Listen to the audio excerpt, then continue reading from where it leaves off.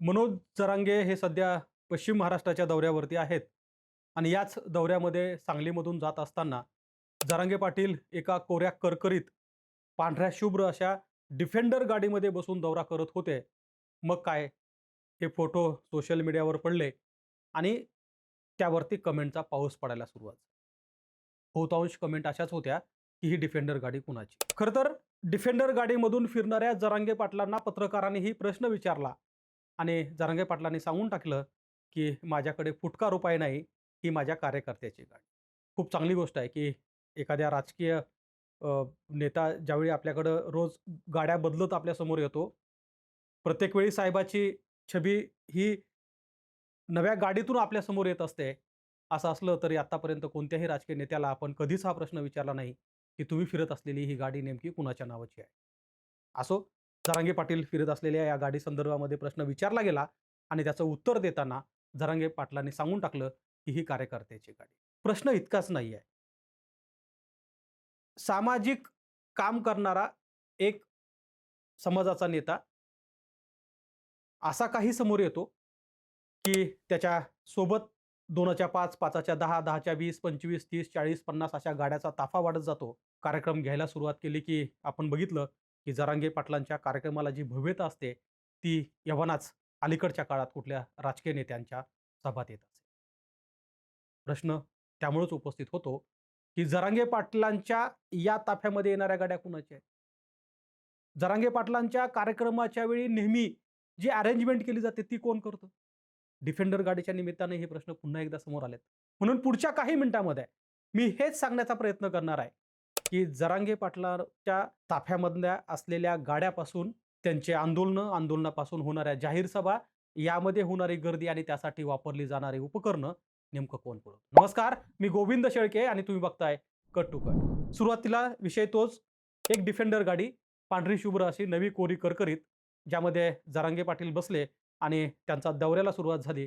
सांगली जिल्ह्यामध्ये हा दौरा होता आणि या दौऱ्यामध्येच जरांगे पाटलाच्या या दौऱ्याची चर्चा गाडीवरनं सुरुवात झाली. तसं मागच्या काही दिवसापासून जरांगे पाटलासहित त्यांच्या ताफ्यातील गाड्या या खूप चांगल्या पद्धतीच्या असतात. म्हणजे फॉर्च्युनर असतील, त्याच्या पुढच्या काही गाड्या या जरांगे पाटलाच्या ताफ्यामध्ये असतात. आता मात्र ही सगळ्यात मोठी आणि डिफेंडर जी किमतीनं सुद्धा मला वाटतं सगळ्यात जास्त आहे, अशी गाडी ज्यावेळी जरांगे पाटील बसले, त्यानंतर मात्र त्याची चर्चा सुरू झाली. सुरुवातीला सांगितलं पाहिजे, की सांगली जिल्ह्यातल्याच भोसले नावाच्या एका मराठा समाजाच्या कार्यकर्त्याने ही गाडी विकत घेतली होती. ही गाडी मागच्या अनेक दिवसापूर्वी विकत घेतली होती. मात्र जरांगे पाटलाकडून त्याची पूजा करायची आहे, म्हणून ही गाडी जरांगे पाटलांना दाखवण्यात आली. त्यांनी जरांगे पाटलांना या गाडीत बसून फिरण्याचा आग्रह केला आणि त्यानंतर जरांगे पाटलाच्या या दौऱ्यामध्ये तुम्हाला ही डिफेंडर गाडी बघायला मिळू शकते. स्वाभाविक आहे, की जो नेता सांगतोय, की माझ्याकडे फुटकी कवडी नाही, एक समाजाचं नेतृत्व करणारा एक आंदोलक कायम सांगतो, की मला राहायला घर नाही. माझ्या स्वतःच्या नावावर काहीच नाही. आणि हे सांगत असताना ज्यावेळी अशी एखादी कोटी 2 कोटीची गाडी तुमच्या खाली येते, त्यावेळेस त्याची चर्चा तर होणारच. आणि म्हणून त्या चर्चेच्या निमित्तानं जे प्रश्न उपस्थित होत आहेत, त्यावर चर्चा करण्यासाठी मी आज तुमच्या समोर आहे.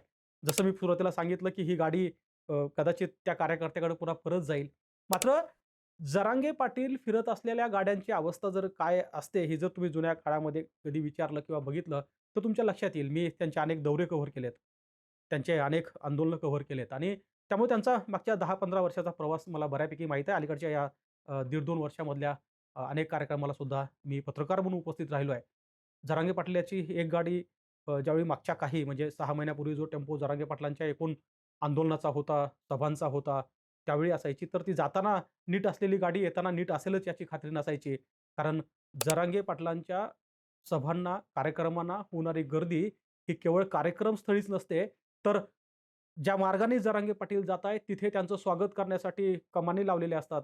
आपण बघतोय की जे-सी-बीने फुलं उधळली जातात आणि अनेक त्या भागातले लोक हे त्यांच्या स्वागतासाठी उभे असतात. बरेच कार्यकर्ते हे त्यांच्या गाडीला लोंबकळत पुढे चाललेले असतात. कुणी बोनटवर बसलेलं असतं, कुणी मागून लोंबकळत त्यांच्यासोबत प्रवास करत असतं. त्यामुळं त्यांच्या गाडीची अवस्था जर बघितली, तर त्याची दुर्दशा अनेक वेळा मी आणि मला वाटतं माझ्यासारख्या अनेक पत्रकारांनी बघितलं असेल. तर प्रश्न हा नाही.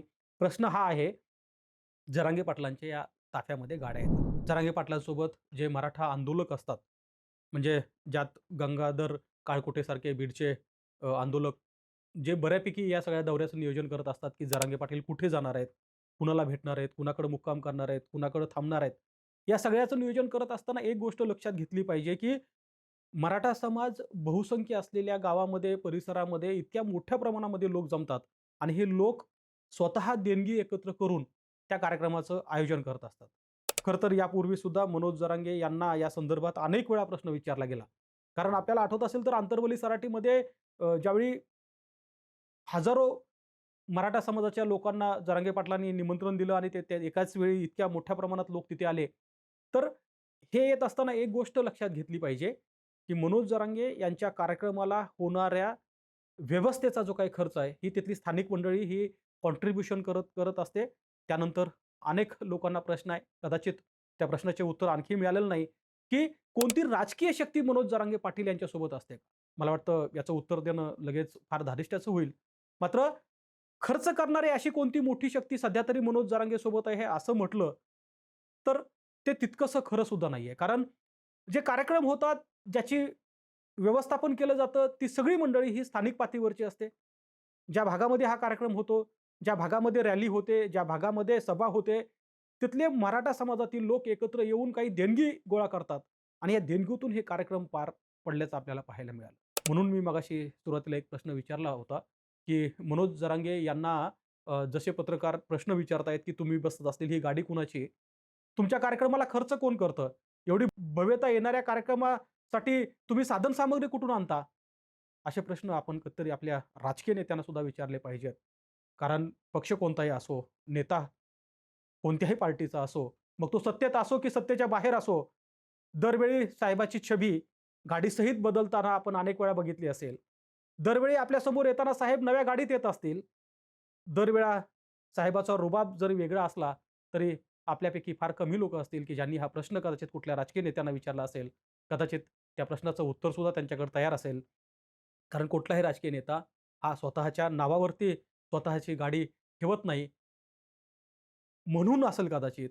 पण एक मात्र नक्की आहे, की मराठा समाजाचं नेतृत्व करणाऱ्या मागच्या अनेक आंदोलकापैकी मनोज जरांगे हे आंदोलक वेगळे यासाठी ठरलेत, कारण मराठा समाजाचं प्रेम इतक्या मोठ्या प्रमाणामध्ये यापूर्वी कुठल्याही मराठा समाजासाठी काम करणाऱ्या नेतृत्वाला मिळालं नव्हतं, जे मनोज जरांगे पाटील यांना मिळताना पाहायला मिळतंय.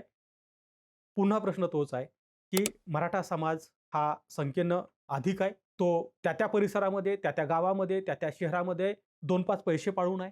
प्रगत असलेल्या समाजाचं नेतृत्व करणारे मनोज जरांगे पाटील हे जरी सांगत असले, की माझ्याकडे फुटका कवडी नाही, माझ्याकडे फुटका रुपया नाही, तरीसुद्धा त्यांच्यासाठी खर्च करणारी मंडळी मात्र कायम मागच्या 2-2.5 वर्षापासून आपण बघतोय, की जी त्यांच्यावर सातत्यानं खर्च करत असतात. त्यामुळं एका डिफेंडर गाडीच्या निमित्तानं का असत नाही, पुन्हा एकदा मनोज जरांगे यांच्यासाठी खर्च कोण करतंय, या प्रश्नाची मात्र चर्चा झाली असं म्हटलं, तर ते चुकीचं ठरणार नाही. धन्यवाद.